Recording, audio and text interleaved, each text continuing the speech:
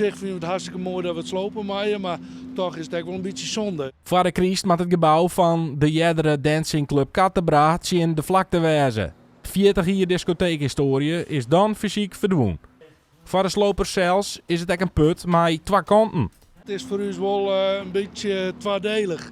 Ik ben vroeger direct opgegroeid, dus ik ben hier vaak west.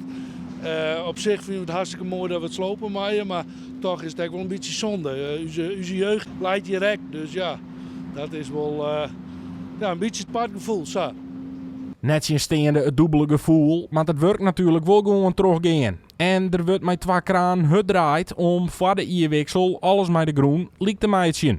Er wie een prutter vandalisme, dus en ja, mijn oude is altijd wel een beetje de angst dat de boel in de fik stutsen wordt. Dus ja, vandaar dat we eigenlijk ingestoken hebben om het voor de crisis nog plat te hebben.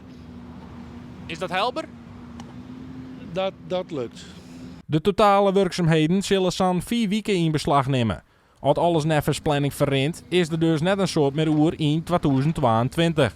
De sloper oer hoe het werk verder verrennen zal.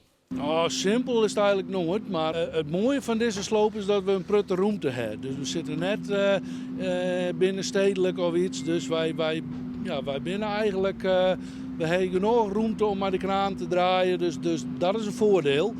Een nadeel is een beetje dat het pand redelijk diep in de groen zit, dus daar hebben we wel wat met waan, zeg maar.